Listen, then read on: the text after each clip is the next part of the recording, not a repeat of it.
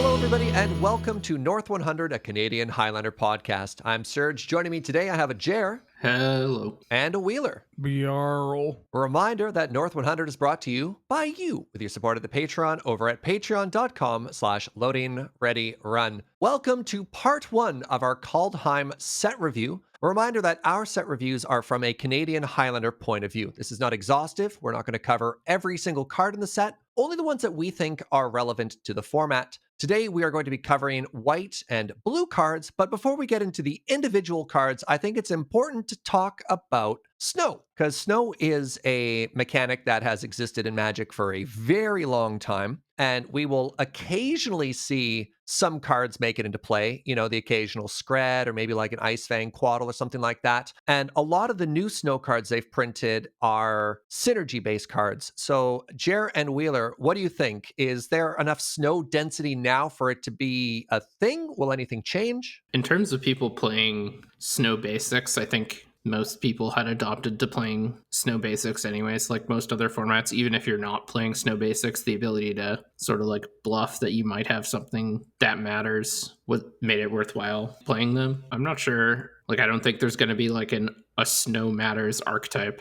in Highlander. What do you think, Ben? I'm pretty sure that that's, gonna kind of continue to be the case. I could probably see a couple of the decks that were already, taking advantage of having snow basics like blue-green for Icefang Quaddle or Into the North style of effects, continuing to do that with, some additional cards from that set or like mono green, but nothing that is like, oh no, I played snow and they had the ice quake, right? Like there's not we'll get to something today that involves that, but like overall there's not much of a punishment for playing snow aside from not being able to play like very spicy basics. That's like the biggest downside. Is the art? Yeah, actually, it's a large trade-off. Yeah. Like if I'm ever playing a blue-green deck or like a 3-color deck within that, like blue-green tempo is a great example. If I'm ever playing that and I could play snow lands and try to bluff, having Quaddle in my deck or whatever, but in doing so, I have to cut some sweet beta lands or like some good looking like John Avon foils from Invasion, and that's just a cost I'm not willing to pay. Yeah, do you know how many Rebecca Gay basic lands I have? I mean, I imagine it's a full set for every color. I have 60 of each because I have a cube. Yeah. The real heads up is not playing Snowlands and still playing Quaddle. Ooh. They don't see it coming, and then boom. Well, you just have snow creatures, because doesn't it say snow permanents? Yeah, it's 3 other snow permanents. Yeah, that's how you get them. They'll never see it coming. Amazing. All right, well, let's jump into the set review portion today and start off with a new flying friend, the Battlefield Raptor. 1 white mana gets you a 1/2 bird that has flying and first strike. Wheeler, what do you think? So this is one of the cards where normally you'd be like, okay, great, we don't have to talk about it, we can move on, because it's just a bird. But it's a really good bird. Power creep. Right? I can't stress this enough. Like, this is better than Rustwing Falcon, which is literally just the same card without first strike. And Healer's Hawk, which is it's the 1 mana 1/1 with flying and lifelink that kind of had musings of like, I'd play this in a, non-aggressive, just like purely aggressive version. This one's actually good. Like a 1/2 first strike with flying. This is an effect that costs 3 mana for like a long time in the game. And because it just kind of destroys a lot of things, right? Like, I'm not exactly happy to trade a Vendilion Clique for a Healer's Hawk anyways, but like this eats up Lingering Souls, makes a bunch of other X1 flyers that you will see in like tempo matchups and, that kind of blitzy style decks when people jam like Rattle Chains and whatnot. And that's all with this just being a 1/2, right? Like mono white decks or white X decks will be able to make this into like a 2/3 pretty easily through Anthems. And so I think this card's going to start popping up in more than just I'm playing a bunch of birds deck. Like, I could foresee this card being in more white X or mono white aggressive builds. The downside of this being audio only is you didn't get to see me nodding along with everything you said. I totally agree. And you didn't get to see me shaking my head. I could feel it. I could feel it.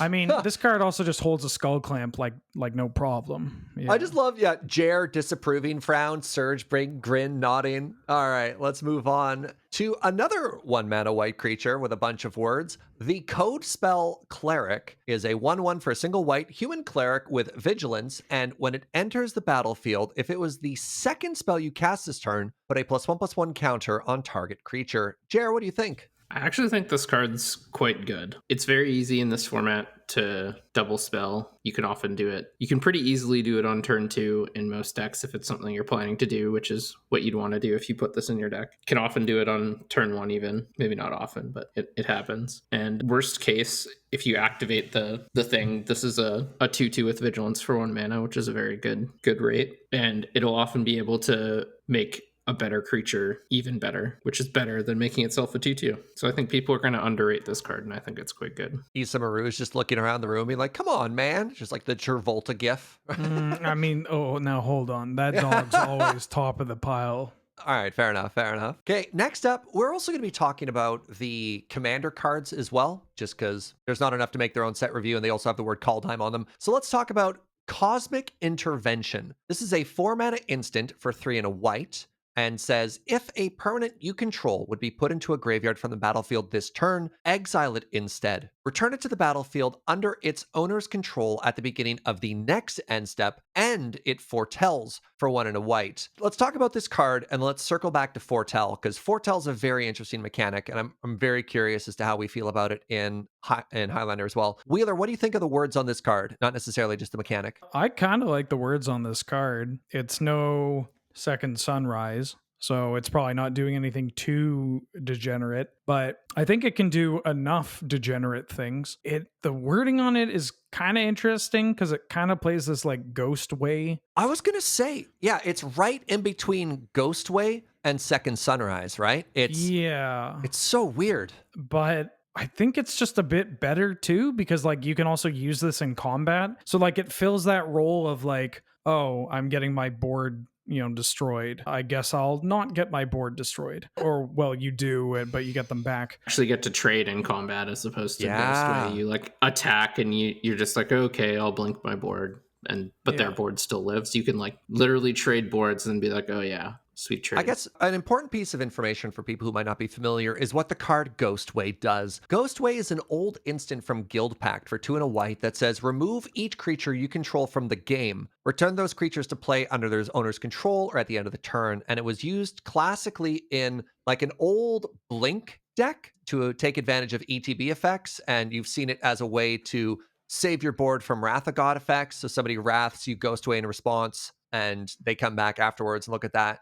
Second Sunrise is, of course, an egg classic. It's a sorcery that all the permanents that went into the graveyard this turn come back. So this card is really weird and really templated. Second Sunrise a sorcery? No, God, no. Is it an instant? Yeah, I was like, that card sucks if it's a sorcery. Like, yeah, you need to Second Sunrise in response to their Tormod script. I apologize. I didn't actually know about that interaction. I figured when you were looping, you were just crushing there. Yeah, but sometimes you got to crush them while their answer is on the stack to really rub it in. So this isn't a combo card, Cosmic Intervention, eh? I mean, it could be a slow one. It's not a combo in the sense of like Ephemerate plus Eternal Witness kind of thing. But I feel this like when I look at this card, I'm going to be playing it in a deck with like Luris and Soul Warden and maybe a Safi Eric's Daughter, but doesn't have to be there. Like I'm going to play this in a grindy kind of like not technically combo, but you're going to feel like you have nothing to do. It's like an engine. It's a card that like supplements engine decks. You think that's a fair statement? Now let's talk about Fortel. How much better does this card get when you can... Well, let's talk about Fortel in general first. The ability to place a card face down only on your turn and cast it later for a discounted cost. It's fascinating as a way to protect key spells from hand attack. You can't do it in response to hand attack unless they do it on your turn, but it does let you sort of tuck it aside in the exile zone and pseudo-protect it. I mean, I'm aware that in niche cases, Eldrazi could ingest it or whatever. Let's ignore that. Rift Sweeper. Yeah. Does this card suddenly become amazing when you can cast it for 2 instead of 4? I don't think so. And in general, I think Fortel in our format is going to be pretty minor and very deck dependent. Like I don't think many cards get like a huge increase in value from having Fortel, because turn 2 is a pretty critical turn in our format. Like if you're planning to just like take turn 2 off and exile a card to play later, you're going to find yourself pretty far behind in a lot of cases. Yeah, I think it adds an interesting dynamic for certain cards, but I think that you shouldn't look at a card with Fortel and be like, oh well, I gotta play this card. It's absurd. It only costs 2 mana, because it doesn't. But being able to tuck it away in, again, decks that might have more mana sinks, or might have even symmetrical discard like Liliana's or whatever. Well, singular Liliana, 2 of them actually now. But yeah, like there will be decks where you're like, oh, I'm glad this has Fortel, but I don't think you could look at some of the weaker ones that we're probably not covering here and be like, oh well, Fortel really pulls it together. I suppose there's one last little niche application, is maybe in some of the big mana decks at Wheel of Fortune. You can Fortel, tuck a card away, then Wheel of Fortune refill your hand, but not throw away a key spell. And here's an example of maybe a key spell with Fortel. Is our next card, Doomscar, which is a 5 mana sorcery for 3 white that says destroy all creatures, but you can Fortel, and its Fortel cost is 1 white. Jer, what do you think of this one? I actually really like this card, and I think this is one of the exceptions in that the Fortel cost makes it a pretty high value card. There's not many cards that let you sweep on turn 3 if you need it. Sometimes you will need it, and you can even casting it for 5 isn't that big of a deal in most cases. Yeah, I also really like the ability. It'll set you up for a bunch of scenarios where you can cast a Wrath and keep up counterspell mana a couple turns later, which is also a big deal. Heck yeah. What do we think about that weird niche application of like tucking cards? Or I guess have we moved on for our Fortel conversation just because this one's good? I mean, I don't think tucking cards away from hand attack is going to come up that often. Like, once again, I think the cost of like taking your turn 2 off is often greater than playing around the hand attack spells that exist, just because there aren't that many in our format. Like, you're only allowed 1. Most people play max 5 targeted discard spells, so 5 in 100 isn't a super high number, so you're probably not supposed to play around them having them that often. All right, let's move on then to Glorious Protector. This is a 4 mana 3/4 angel cleric for 2 white, has flash, flying, and when it enters the battlefield, you may exile any number of non-angel creatures you control until the protector leaves the battlefield. In addition to that, there's also a Fortel for 2 and a white. Jared, what do you think? I really like this card, but not for the Fortel in this case. I just think this card is a very reasonably sized creature. It has flash, which means blue decks get to play it. Its ability is pretty interesting. I don't know how often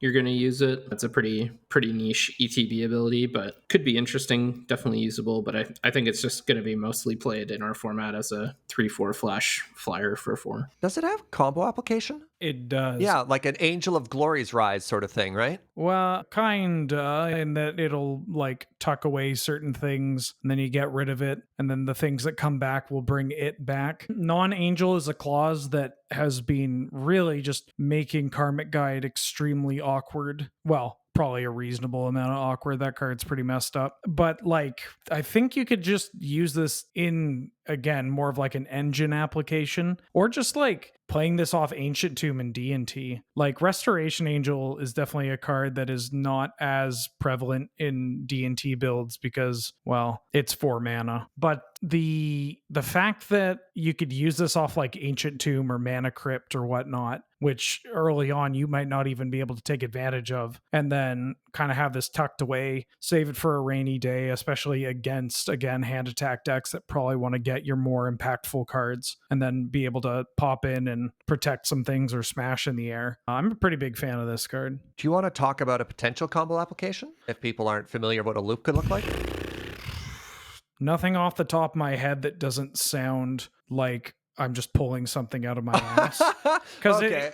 It's the kind of effect where, like, if you have this like tucked away under like a Fiend Hunter sort of thing, right? Yeah. Like, you can do some shenanigans where this is tucked away, and when it leaves play, or sorry, when it comes back to play, something it will then get tucked. And you kind of have circus music going on in the Yeah, and background. you do like a weird, at least 3 card loop, and then something's ETBing over and over and over. Yeah, I mention it just because like the kind of effect that this card has and the kind of effects it will combo with already exist in shells like Sandy B and Green White like Safi dot deck. Oh, speaking of Sandy B, is there a pod chain with this where you have a 3, untap your pod, go get this hides your 3, sack it to get a 5, your 3 comes back into play, untaps your pod? Well, your 3 would die, right? If you're potting your 3. Let's say there's 2 3s, but yeah.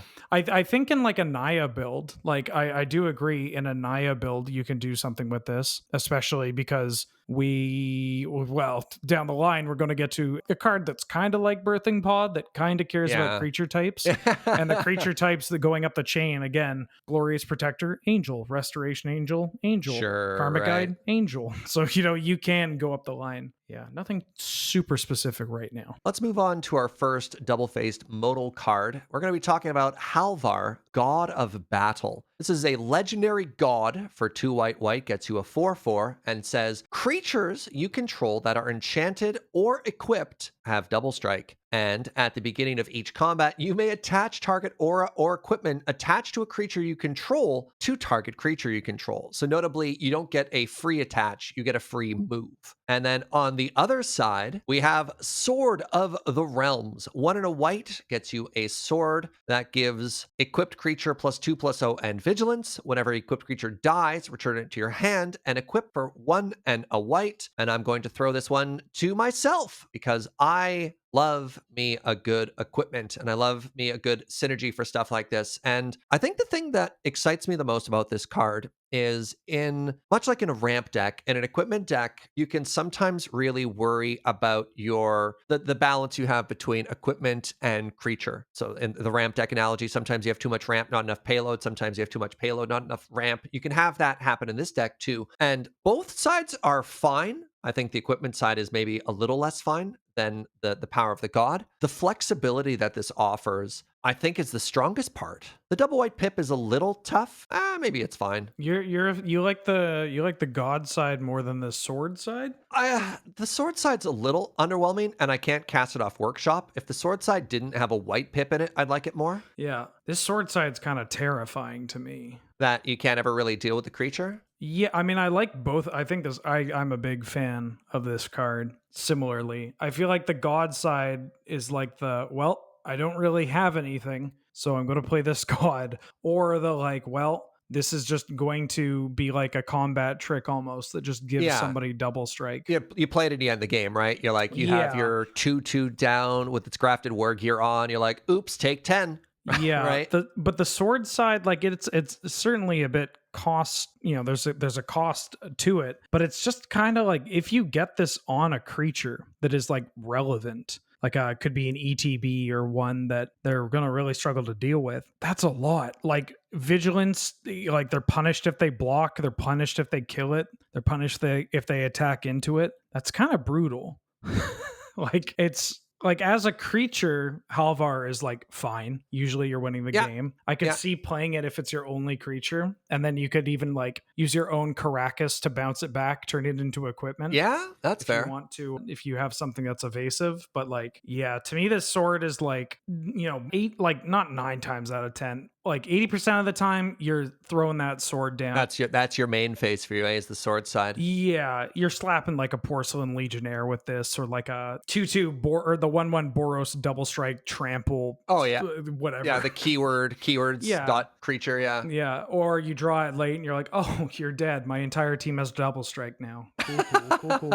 I don't know how relevant the second line is. At the beginning of each combat, you may attach target or like that's cute. I think that's a nice to have. And okay, I guess I move my skull clamp onto a creature for free. It doesn't let you do the free equip. It doesn't let you cheat in your like blood-soaked sword or a lot of the equipment that you don't play. Because in Highlander, you don't really get to do a lot of those cute, like cheat, move something over. Most of your equipment is going to be pretty aggressively costed anyway. So you're not getting a free equip. You're just getting a free move to maybe give protection onto a relevant creature or spread out your damage a little bit more. The one place I could see it mattering is if you have a Griff Spoon out and you want to give like a you have a line for lethal with like one of your double strike creatures that you played after developing the Griff Spoon. That could matter. I have no idea what a Griff Spoon is. I apologize. Oh, 1 mana enchantment that gives +1/+0 and flying, and it has What's it called?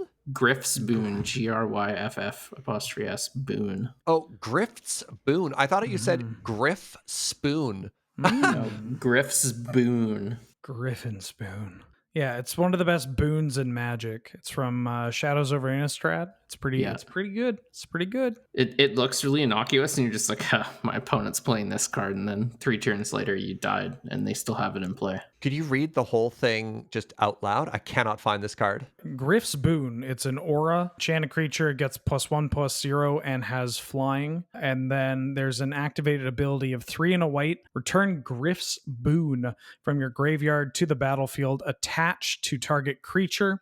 Activate this ability only anytime you could cast a sorcery. That's actually really good. How have I never seen this before? It is really good. You couldn't find it in Scryfall because you kept I didn't even know how to spell it. Yeah. you kept typing in spoon.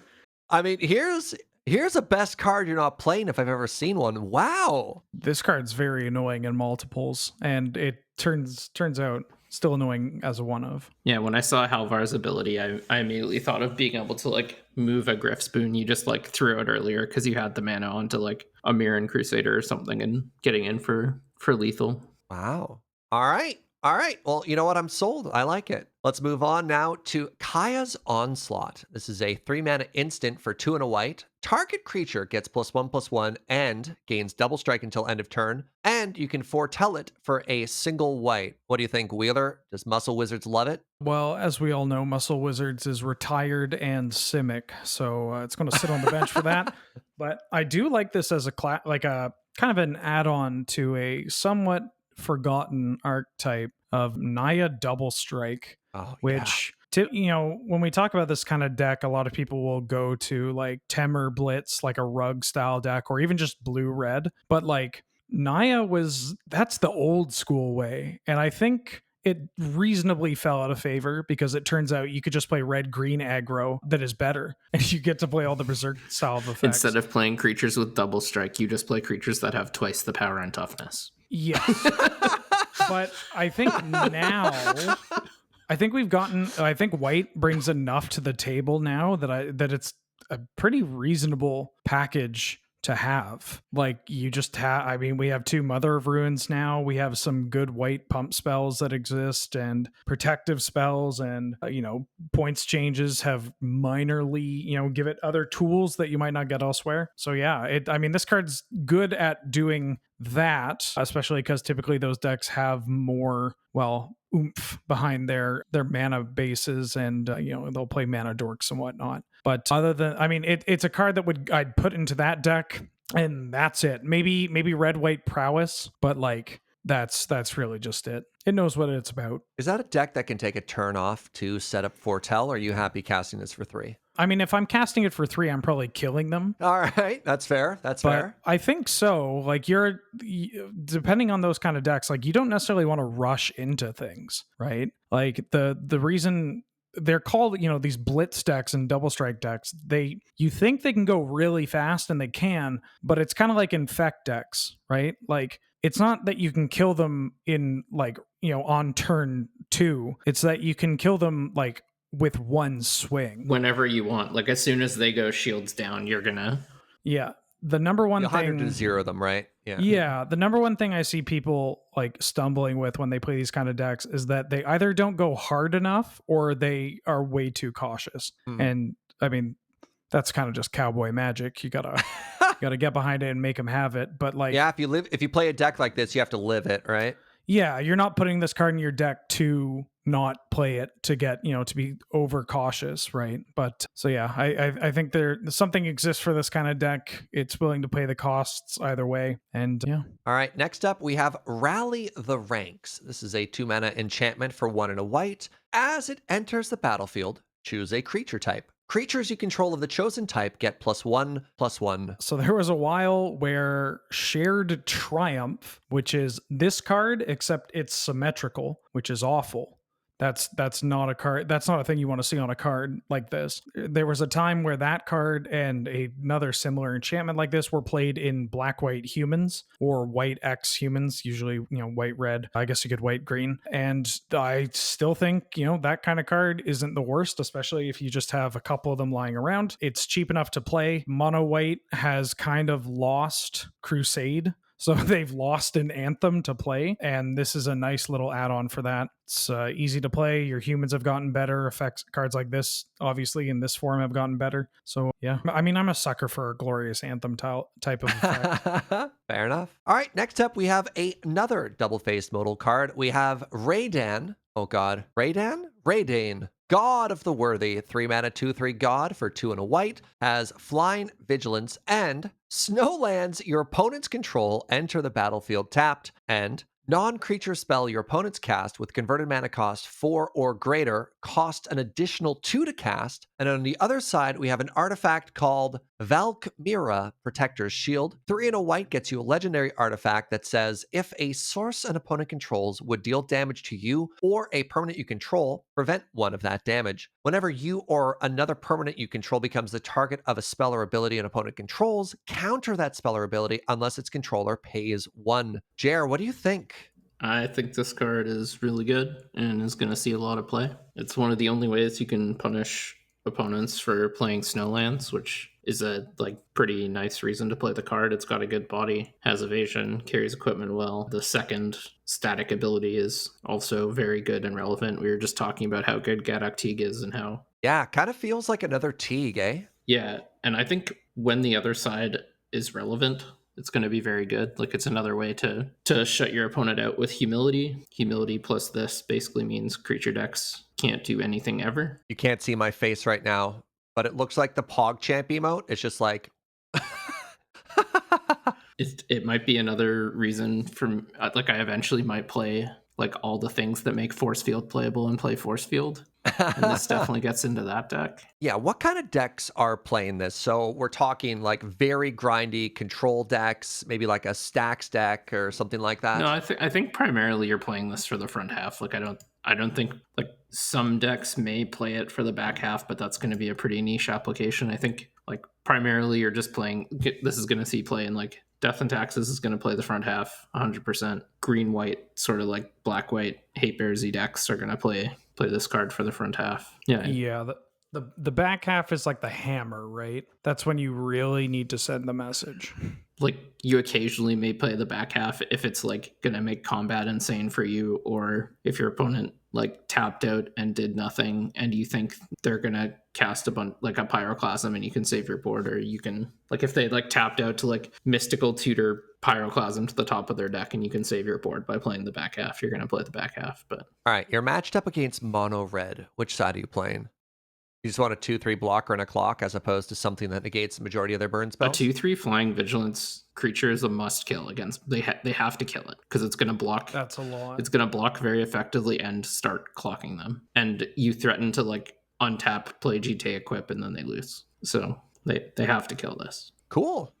Honestly, I may have overlooked this card. The abilities all seem powerful, but when you try and add up what it actually offers. But as soon as you compare it to a flying Gadok Teague, you're like, oh, man, if you're an aggressive deck, a control deck hates this. If this resolves, how do you Wrath? You can't wait till turn 6 to Wrath, right? Yeah, no, it's a disaster. It's an unmitigated disaster. I'm going to lose to this card a bunch, but I think it's super sweet, and they need to print more cards that punish snow, because right now people are just sort of very heavily incentivized to play it for very little gain, just because it's technically correct. But if more cards like this see play, then it'll be less technically correct. Yeah. Let's move on to Resplendent Marshal. It's a 3/3 Angel Warrior for 1 white, has flying, and when it enters the battlefield or dies, you may exile another creature card from your graveyard. When you do, put a +1/+1 counter on each creature you control other than the Marshal that shares a creature type with the exiled card. Wheeler, what do you think? This card's just kind of pretty good. It's got 3 power and it's a flyer. And usually that's just enough. But it also has a somewhat relevant creature type in the form of warrior, if you're looking to capitalize on that, or just using that as a clean segue into the redundancy of creature types. in a lot of the aggressive decks, white X or mono white. The fact that you get this on ETB and on die is pretty huge. You don't need to do it every time, right? It's just a May. So if you need to keep stuff in your graveyard for whatever reason, you can go ahead and do that. But I mean, it's just 3 power, 3 toughness flyer with a reasonable ability attached to it. And that's good enough for me. Yeah, get in everything, right? I mean, if in more aggressive-ish kind of builds, certainly like a mono white or maybe green white, because it holds equipment like no other. And I guess black white too. God, we have so many. There's so many different. You could do it in blue white too. Okay, never mind. Yeah, right. Yeah, we're just getting. I mean, I think that's kind of an utilized kind of archetype. Is just like white X, either 2-color, maybe 3-color, like just evasion threats with powerful counter magic or not even counter magic spells and planeswalkers backing them up. Just some interaction. There's so many good angels at 3 mana now. So many. Yeah, this one's really good. I think the next one that we're going to cover is a bit better. But this one is definitely a one to pick up. Well, nice segue, Wheeler. Let's talk about Righteous Valkyrie. This is a 3-mana angel cleric. 2 and a white gets you a 2/4 flyer. Whenever another angel or cleric enters the battlefield under your control, you gain life equal to that creature's toughness. As long as you have at least 7 more life than your starting total, all creatures you control get +2/+2. Wheeler, what do you think? That line of another angel or cleric, you can just kind of ignore it. Like, it will come up again because of the redundancy of these creature types in, white, mono white, or white green, white black especially. It will come up, but it's just like doesn't need to be there, because this is a ancient 2-mana flyer with 4 toughness. Why does this thing have 4 toughness? This is so hard to kill. Right? Like, that's the default stat line for like a ground creature with from that mana cost. Like, this feels kind of weird. It feels like a fake card because they don't usually give us 2/4 flyers without like a double pipped cost with flying. I could see this costing 1 white, getting you a flying 2/4, right? The fact that it's a single pip is ridiculous. It's so good. Yeah, and the other ability, like getting 7 above your life total, it's not, I don't want to call it easy, but it's far from impossible, especially in, the right colors where you will have cards with lifelink. You will have equipment that can assist you, certain triggered abilities, playing just another cleric or another angel card, right? Like, if you play this and curve it into, God, I don't know, like literally any other 4-drop angel, you're gaining another 4 life right off the bat. And if you get to +7, which again, not super difficult, it's not like you wake up and you're like, oh, I'm at 27 already. But when it happens, +2/+2 is absurd. That is so much. Like, creatures have power and toughness for a reason. And I mean, I talked about Glorious Anthem and how, like, if you are against a deck with Glorious Anthems, you're like, oh my God, I'm taking so much damage. +2/+2, that's 2 of them. That's ridiculous. This card is just very good and very pushed. I also think it's going to be really easy to like surprise your opponent with like a lightning helix or something to get to 27 Oh my God. You're right. Or like a flash angel or something. Like, even you just have a kitchen finks that they've swords to plowshares or whatever, right? Like, just little things that get you up there, like that'll just happen throughout the match, especially if you're playing something that's a little more defensive, like, a deck that's looking to play an X4 at 3 with flying. The fact that it's already this strong, even before that other line of text gets enabled, I think talks about how powerful this card is, right? It's so weird. I didn't expect to actually have tools to kill people with in the Soul Warden decks, but now they're not as like grindy kind of meme factories anymore. Yeah, they gave you a finisher, Wheeler. Your Soul Warden's hit for 3 now. No more, time round over and the match score is 0-0.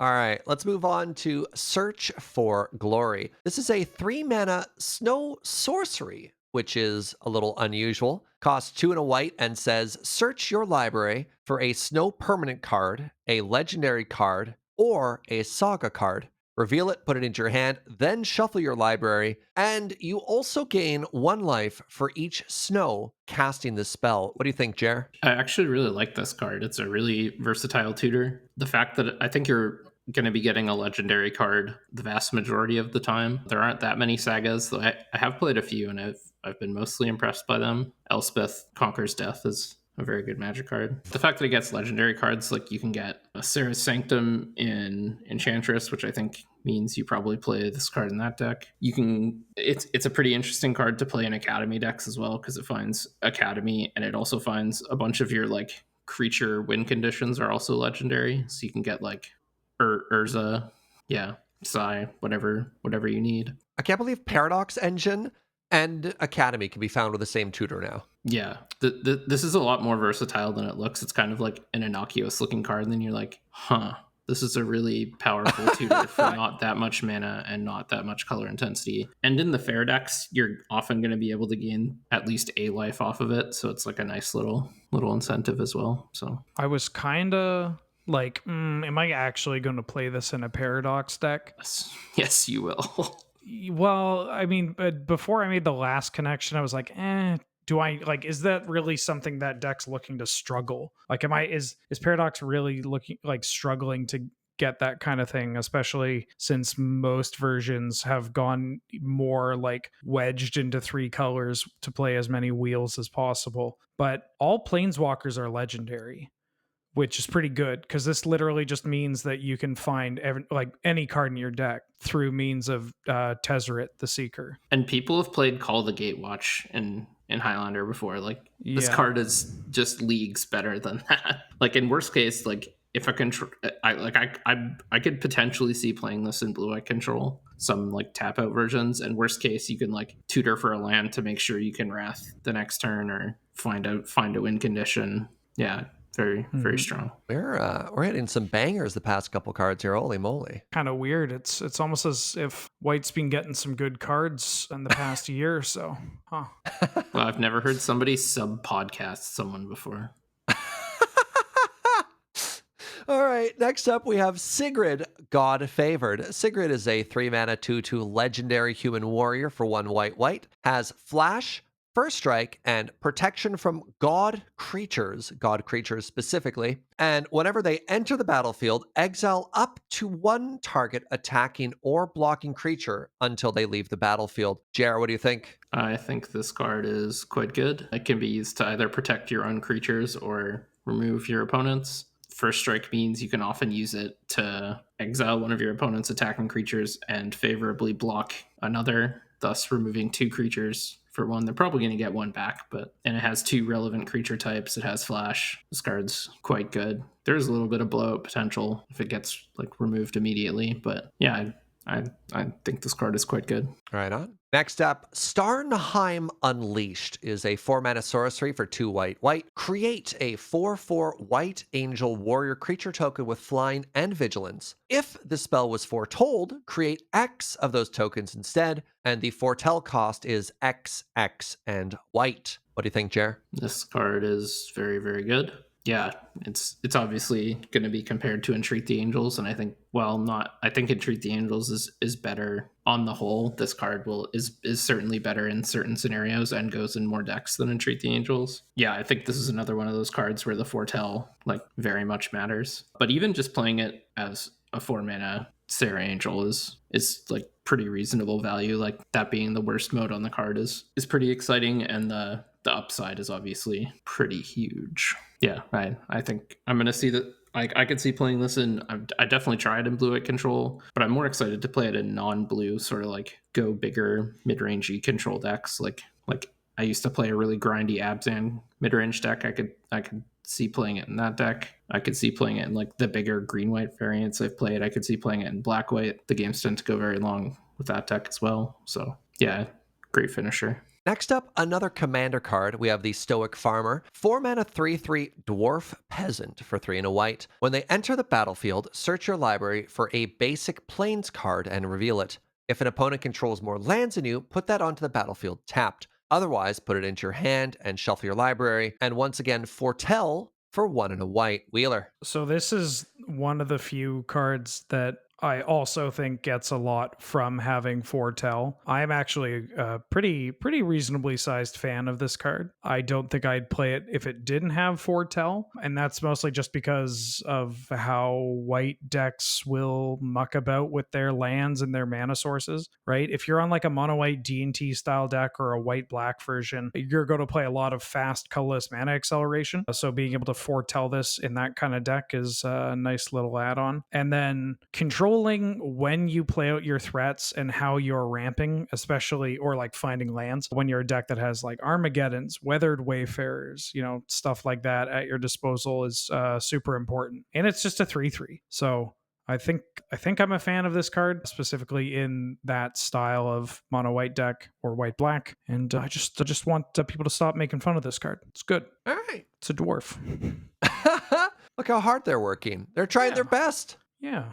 Quit beating up on blue collar farmers here, eh? Next up, we have Usher of the Fallen. 1 white pip gets you a 2/1 Spirit Warrior with a Boast ability that we haven't talked about yet. Boast for 1 and a white, create a 1/1 white human warrior creature token. And because we haven't covered Boast yet, I'll go over it quickly. Activate this ability only if this creature attacked this turn and only once each turn. And that there's actually quite a lot of flexibility in there. You can boast as you're attacking, after blockers, before damage, after damage in your second main phase. Like there's a whole window of time when boast is open. Wheeler, what do you think? Okay, this is a messed up Savannah Lions. This is Yeah, a little, eh?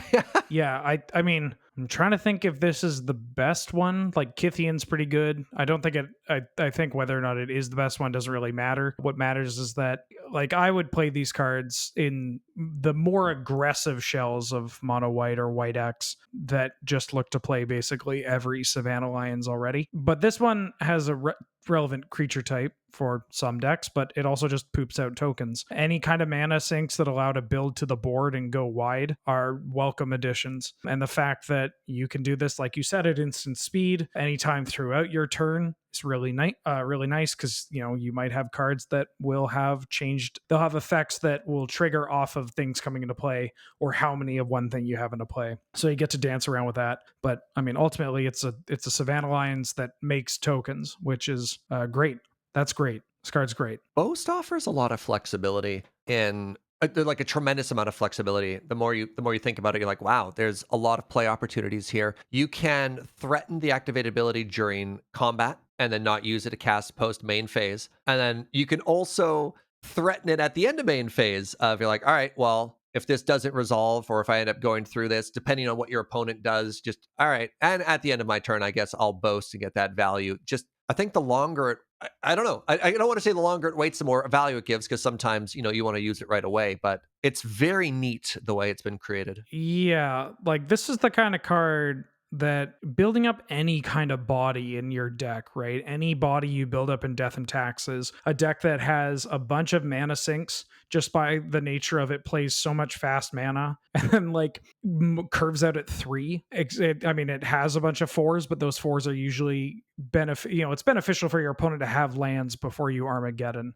Bold claim, I know. But like the fact that you have all these like this mana sink and you have equipment and you have cards that their effect is based on how many things you have, how many things you don't have. You'll just take any kind of mana sink and any kind of flexibility in when you do a thing and what it does. So like even if this is just making 1/1s, like if I'm against a D&T deck that plays this on 1 and on turn 2 they make this token, I'm kind of terrified. Right? Like, yeah, I mean, throw in a wasteland if you want or a strip to really butter you up, but like, that's still scary. They're still adding to their clock and keeping cards in hand and resources live. So, yeah. This is a good Magic card. All right, and the final white card we're going to talk about today is the War Chanter Scald. This is a 3-mana 2/3 dwarf cleric for 2 and a white. Whenever it becomes tapped, if it's enchanted or equipped, create a 2/1 red dwarf berserker creature token. I'll take this one because this again falls into the little very niche wheelhouse I've given myself today of enchanted or equipped creatures. I like it. I think it's a neat ability, but I worry that at 3 mana, it's just going to get outclassed by a lot of other better mid-range cards. The fact that it doesn't do anything by itself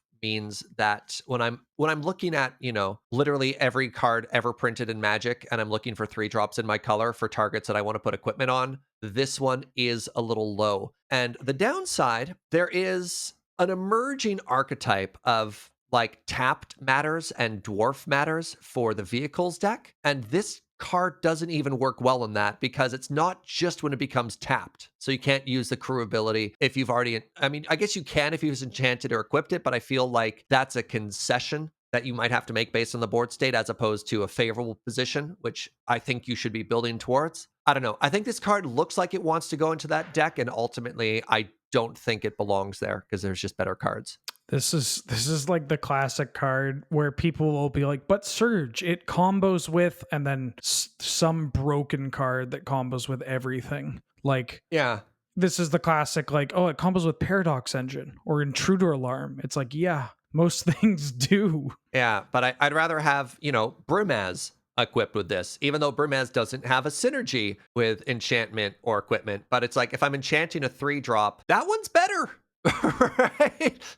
I can just enchant a better creature and be further ahead than that 2/1 Dwarf Berserker is going to make me. All right, let's move on to blue cards. The first one today is going to be Alrund's Epiphany. This is a 7-mana sorcery for 5 blue, and says create 2 1/1 bird blue bird creature tokens with flying, and then just take another turn. Also exile the Epiphany and foretells for 6. Jerry, you like taking extra turns. Where does this rank in your list of time walks? Oh boy, don't associate me with the time walk tier list. I think it's pretty good. I think this is another one you're likely to foretell a reasonable amount, assuming you're in like the typical taking turns shell. That's a deck where you will often find yourself with 2 extra mana and sort of nothing else to do somewhere along the way. And getting the mana discount later on is often worth it. I really like that this gives you a win condition along with the extra turn. It may not seem like 2 birds are a win condition, but in that deck they certainly are. Yeah, other than that, it's good addition for basically every version of a taking turns deck. There was a rug deck that I was playing that had like Heartbeat of Spring, Mana Flare stuff, and a bunch of take extra turn spells, and Goblin Electromancers and whatnot. And people would look at it and be like, "Cool, what's your win con?" And I'd be like, "Well, you just take like infinite turns basically." And they're like, "Okay, but how do you kill them?" I'm like, "Well, you have like Snapcaster Mage." Goblin Electromancer. Sometimes you just kill them with the 2/2, right? But they're like, what do you mean? No, but like, what's your kill spell? And it's like, Magic is not like Hearthstone in that, well, for a lot of reasons, but also just like, you don't need a card that just has I win the game written on it, because if you're taking infinite turns or like semi-infinite, it's pretty good to do during all those. Just have a couple of birds, a couple of flyers that are not going to get blocked, and the damage is divided among 2 different creatures, and just pecking away at them. Yep. Yeah, like a lot of people just concede to this. Yeah. Like once you put literally any clock in play with that deck and start casting a bunch of time walks, lots of people just want to stop playing the game. I don't understand why. But it's almost like they're not playing anymore. It's they're willing to take as many game actions as they're able. Like I'm not stopping them from taking game actions. I don't get it. Oh wow. They get just as many priorities. Oh no. All right, let's move on.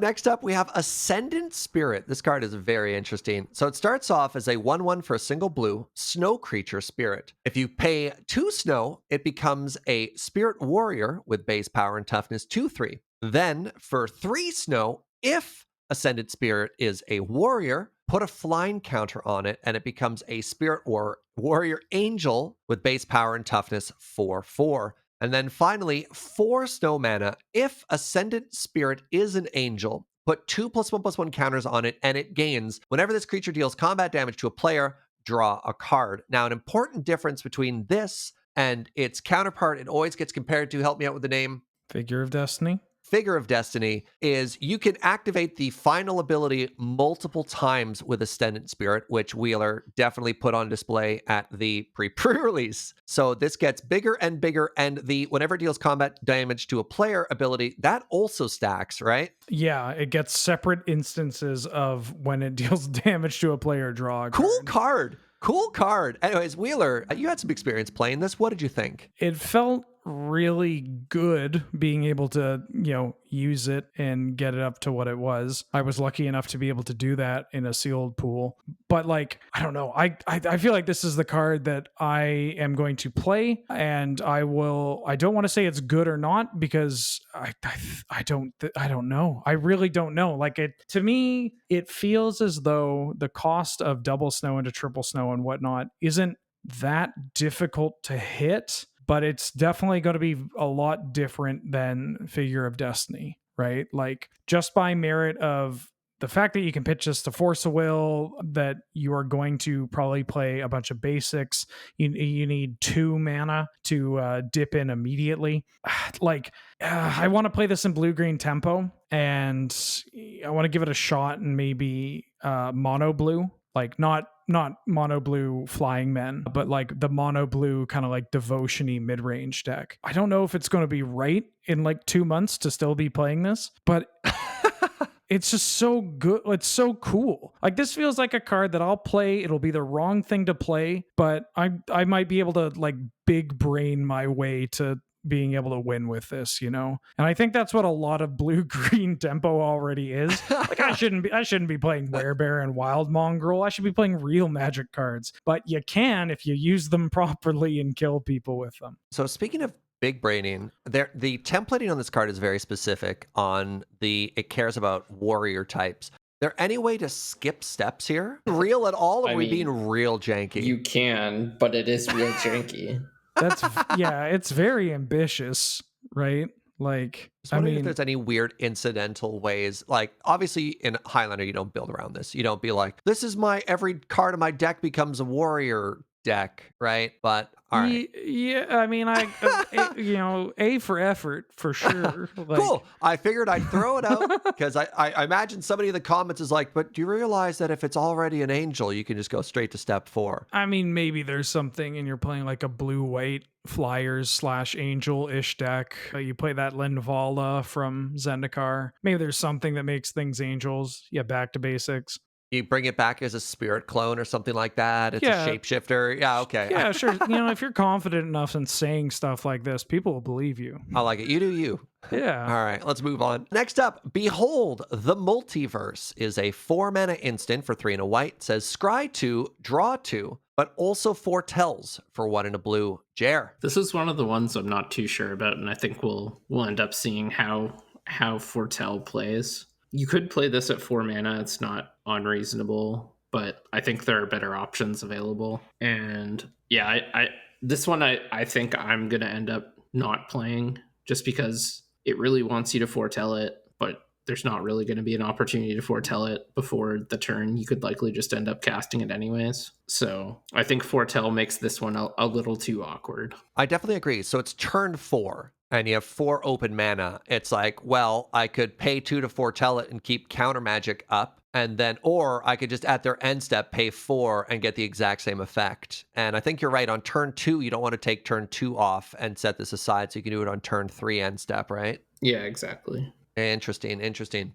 All right, next up, another very, very strange card, Bind the Monster. It's an aura, a single blue enchant creature. When it enters the battlefield, tap enchanted creature. It deals damage to you equal to its power. Enchanted creature doesn't untap during its controller's untap step. Wheeler, what do you think? I think this card's pretty good. It's a 1 mana spell that removes a creature, kinda. It deals with mana dorks really well. If you have some kind of utility creature, like a sack outlet or something, then it's not going to totally get rid of it, or like a goblin chieftain or whatever. But that's okay, because it's a 1 mana blue spell and you shouldn't be asking for too much now. Don't want to be that greedy. The first thing I thought of when I looked at this was like, oh, nice. I hate Fauna Shaman, Like, to me, I looked at this, I'm like, oh, I'm going to tap down so many goddamn Fauna Shamans with this. It's going to feel great. Good early response to Mum, right? Oh, yeah, exactly. Just, it's clean at what it does. I'm definitely going to play this at some point and take like 5 for tapping down, like, I don't know, a big donkey or something. Oh, Thragtusk, you're like, I mean, look, you got to do what you got to do sometimes to get rid of it. But I mean, Thragtusk is a great example because it doesn't,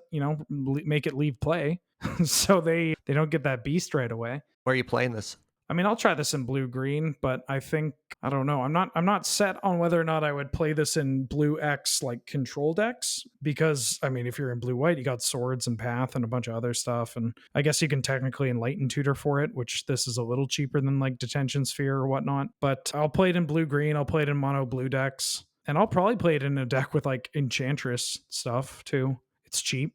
All right, next up, Cosima, God of the Voyage. 3 mana, 2/4 God for 2 and a blue. At the beginning of your upkeep, you may exile Cosima. If you do, it gains whenever a land enters the battlefield under your control. If Cosima is exiled, you may put a Voyage counter on it. If you don't, return them to the battlefield with X +1/+1 counters on it and draw X cards, where X is the number of Voyage counters. And on the other side, you have a vehicle. The Omen Keel is a 2 mana 3/3 vehicle for 1 and a blue. Whenever a vehicle you control deals combat damage to a player, so any vehicle, not just this one, that player exiles that many cards from the top of their library. You may play lands from amongst those cards for as long as they remain in exile, and it accrues for 1. What a journey this card takes us on, and I cannot figure out what deck ever wants both sides. I think this is mostly the backside, right?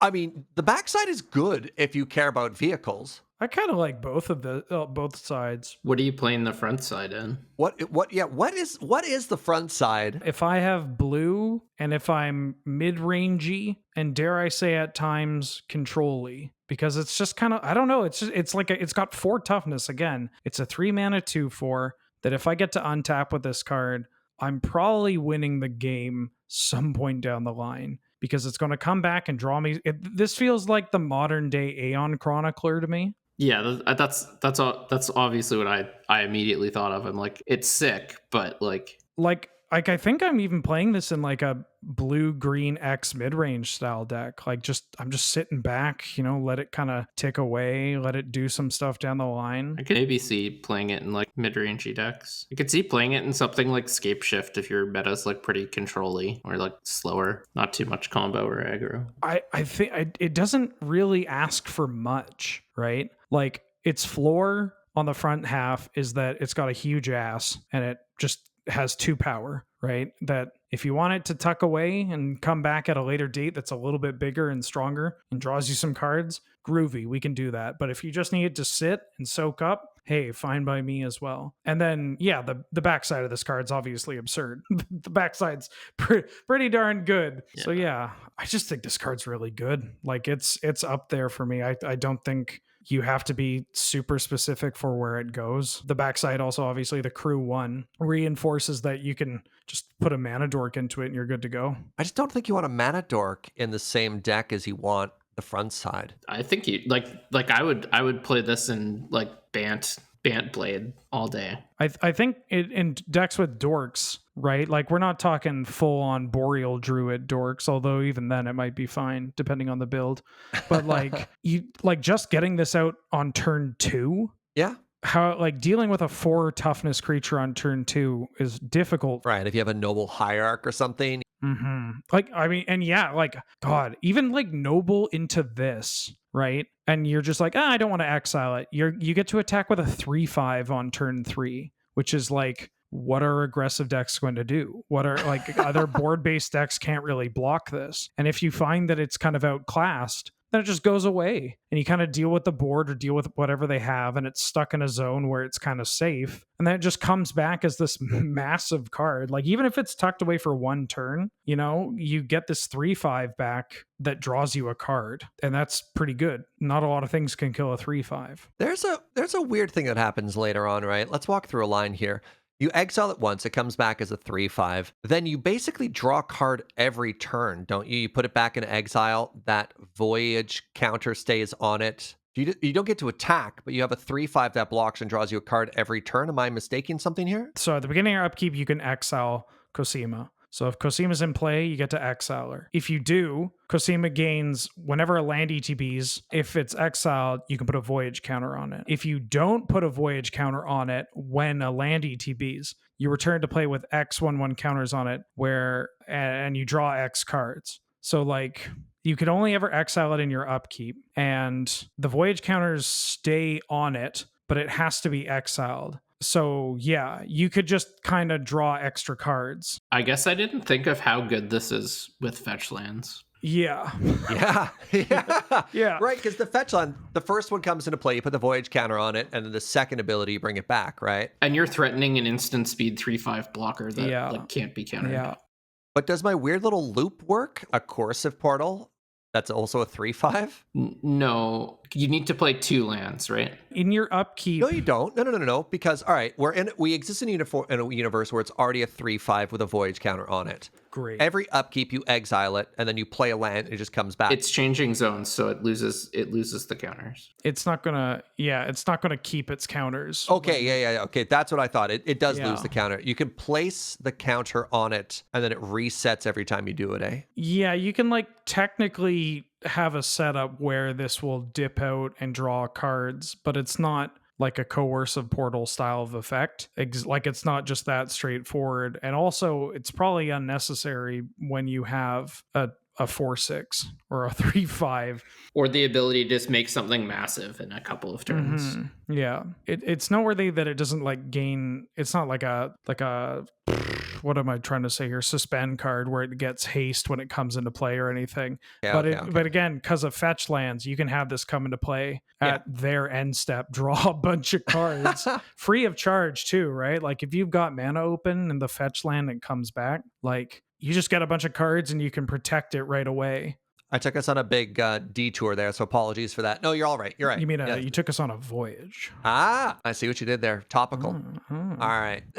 Next up, Mystic Reflection is a 2-mana instant for 1 and a blue. Choose target non-legendary creature. The next time one or more creatures or planeswalkers enter the battlefield this turn, they enter as copies of the chosen creature. And Fortel's for 1. Jer, what do you think? I think this card's really interesting. It's like kind of pseudo removal in blue. It can also like upgrade a late game mana dork. I'm not sure it's going to see much play. It's like you need to be pretty committed to doing something sweet to put this card in your deck. But if you do, the chances of doing something sweet are pretty high. But I'm not sure. Like you're almost always down a card when you play this. But it's tough to say whether you're actually going to get a card's worth of value out of it consistently. There are a lot of weirdo applications that sound really powerful, but then you have to ask the question of like, okay, well then what? And there's usually just silence.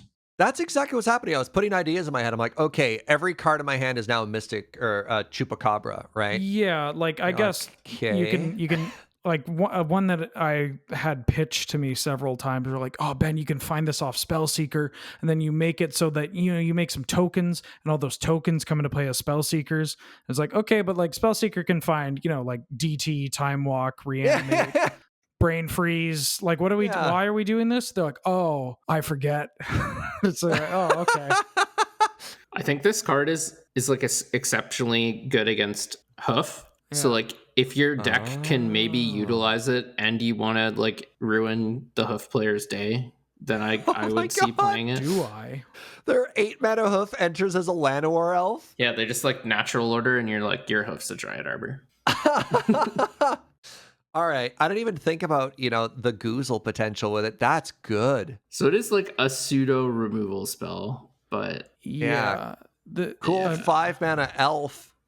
Called this, I mean, this set's just kind of weird because you'll get cards like this where you're like, this is a good effect. It can do something very powerful and is kind of flexible in what it does. But I don't know whether or not you should be doing that and if I will be doing that. like when they make the version of this that's a 3-mana creature with flash, it'll be good. Yeah. And it will also not allow your opponents to draw additional cards or something. And Let's move on to cards that we don't quite understand what they do. Like Orvar, the All-Form, 4-mana 3/3 legendary shapeshifter for 3 and a blue, has Changeling, and whenever you cast an instant or sorcery spell, if it targets one or more other permanents you control, create a token that's a copy of one of those permanents. When a spell or ability an opponent controls causes you to discard a card, create a token that's a copy of target permanent. Who thought that first ability was okay? why does this card exist? Like, not only did they have to do my boy Mistform Ultimus dirty, they had to also just make this card absurd.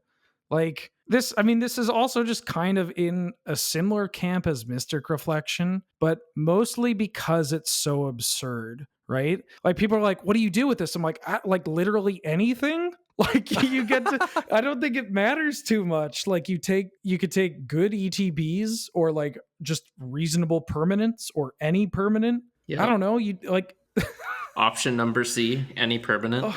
yeah, like it doesn't matter. I don't think it matters. Like, And then why does it have that second ability? Like Yeah. who is this for? Oh my god. I'm so confused. Like I don't get it. Like I don't get it. It doesn't make sense, but it's insane. It's so unnecessary. It's like, oh, cool. And then they also made it a changeling. Yeah, why? Like why? Oh my god. All right, pitch me a couple decks that this goes in. No. I mean, blue green. I don't know. Like I would just want to play this in Blitz and cast like 5 spells that target a Monastery Swift Spear in a turn. oh, Sprite Dragon. Yeah, like I guess I'll target like Eternal Witness with this card, or Spellseeker, or like Archaeomancer, or Mnemonic Wall. Damn it! Might as well put a Mnemonic Wall in my deck. Yeah. Can you imagine playing this in a Reanimator deck and targeting your fatties? Oh my god. All right, good talk. I'll snuff out my Woodfall Primus. Yeah, worth it, right? I'll use removal on my own stuff. Why Let's does go. this exist? God. All right. Next up, Saw It Coming. 3-mana instant counterspell for 1 blue, but you can foretell for 1 and a blue. Jer. This is my favorite flavor card since Didn't Say Please. I love it. I don't think it's particularly good. You don't like maybe sometimes better cancel? You shouldn't put it in your deck. I'm going to. Maybe sometimes better cancel. Yeah, maybe better sometimes cancel. I'm pretty sure it's worse cancel because I'm pretty sure foretelling it is almost always wrong. So it just gives you an opportunity to misplay. But I mean, somebody might not remember what this spell's called with like a meddling mage. that's true. So that's a thing. I do like the name. Like I think they should have more counter spells that are just like lol, nice try, idiot. Yeah. Like I love it. And like it's got the most condescending flavor text of all time. Like, oh, how predictable. Like, yeah, next counterspell is just called Turns Out I Had It. Right? Yeah. Like, never didn't have it. all right, let's move on to Spectral Deluge. 6-mana sorcery for 4 blue. Return each creature your opponent controlled with toughness X or less to its owner's hand, where X is the number of islands you control. This is a commander card, by the way. And you can foretell it for 1 blue. What do you think, Jer? I could definitely see playing this in High Tide. Engulf the Shore is is a pretty similar card. It's the 4-mana instant version, but it only costs 1 blue, so it's 3 and a blue instant. Same text. And that's one of the best cards in the deck in the creature matchups. And even often in non-creature matchups, you can set it up so that all your value creatures get to come back, and it often nets mana in the non-creature matchups. So this one doesn't allow you to recycle your own creatures, so it's actually worse in that regard, because you're not looking to like tempo out your opponent and get in with damage very often. But yeah, I could see playing it. That's another deck where there will be turns where you have 2 extra mana and nothing really to do. So foretelling this and setting up a turn later where you can like bounce their board and cast some cantrips to try to set up the win next turn is going to happen. The fact that it's a sorcery is a pretty big downside, though. I theorize I'd play it and then eventually cut it, but worth testing. Fair enough. The final card that we're going to talk about today is Tale of Ancestors. It's a 4-mana sorcery for 3 and a blue. Each player with fewer cards in hand than the player with the most cards in hand draws cards equal to the difference, or you can foretell it for 1 and a blue. So this one kind of has an interesting use of foretell and the decks that can play it. I will give this a bit of a shot in decks that have multiple wheel effects. So I'll try it out in certain Paradox builds and eggs builds. Maybe it's more likely to see play in like the Paradox or like the mono blue like Academy Time Walk kind of deck, because that's a deck that often has extra colorless mana floating around, and you're also a deck that might enter an awkward part where or an awkward kind of like situation where you're like, oh, I have 2 wheel effects in my hand, and this one is pretty good with other wheel effects because you're a deck that's likely to put a bunch of cards in both players' hands, and then you kind of, it doesn't matter that your opponent drew 7 because they won't get another turn. And you're typically a deck that can then dump your hand and then be able to wheel again. It also lets you, this is one of the few instances where I'm okay being able to say like, and you can hide this away versus hand attack, because a lot of times decks like that, you'll just play 6 garbage. Your hand will be like 6 pieces of garbage plus a wheel effect. And if a person with a reasonably timed duress hits your wheel effect, you're kind of just left with trash. And so being able to tuck the only like relevant-ish card is kind of neat. But overall, I mean, I've been cutting Windfall from a lot of my decks because we just have better time twisters now. Rest in peace, Windfall. You were a classic. Well, I mean, it's okay. It's still kind of a broken Magic card, but it's just like less. More and more decks are proactive, so it's just kind of awkward to Windfall in a world where like even control decks have played out like Monarch enchantments or Okos or whatever, and then they don't have as many cards in hand, and drawing, even if you're drawing some extra cards, they also will still have their Force of Wills, and in fact more Force of Wills. So I think this is more like redundancy for those decks, but not for every single build of like a wheel combo build. All right, well, that is going to be it for our set review today. A reminder, if we missed any white or blue cards and you want to hear us talk about them or think we should have, let us know in the comments down below. And now, a little bit of a real talk. So COVID-19 has been going on for quite some time now. We're almost hitting the anniversary of it, and that has majorly impacted our ability to play Magic in paper. And it's been making recording North 100 a little bit more difficult. We don't have that same experience, that same edge that we want to have when we record. And what this means is that going forward, we are going to be recording North 100 less. I don't want to say that, the show is gone, because that is not the impression we want to go. We're definitely going to be keeping the set reviews, but we've been finding it harder to record, and we want to make sure that we are presenting you with the best possible show and not something that feels forced or that doesn't feel as genuine, because we do genuinely love this format. Anything you two want to add to that? I mean, yeah, it's a format where, even playing games through like say Magic Online or through webcam doesn't really encapsulate like why so many people, and us included, fell in love with the format. And so it's just, yeah, it doesn't make sense to put out stuff that would feel, half-hearted or not entirely genuine when we rather just wait and continue putting out set reviews and stuff like that. And then when we're back in being able to play more, I mean, God, wait for catch up. Yeah, here are all the new cards that are just blowing open the meta, right? Yeah. And I think you raised an excellent point there. I love jamming Canadian Highlander with friends. I love the one-on-one, but it's often to get in reps with a deck that I'm going to bring to a tournament. And I really do feel that this is that a lot of what I look for in this is that more competitive environment of sitting down and playing a bunch of games. And I've lost that in webcam Magic. Yeah, it's like at the beginning with the snow lands versus like beta lands, right?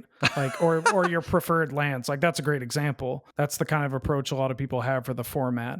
And so, there is a genuine difference between playing in paper and online. So, yeah. I suppose. So in conclusion, friends, if you see fewer episodes going forward, we're okay. We're just going to be stepping back a little to make sure we bring you the best show we possibly can. So with that, thank you so much for listening. We'll be back with parts 2 and probably parts 3 of our Kaldheim set review. Look forward to that. Want to say thank you very much for your support here, for your patience the entire year, for staying safe with us, and for your support over at the Patreon at patreon.com/MoneyReadyRun. We appreciate you listening. We'll see you next time. Bye-bye.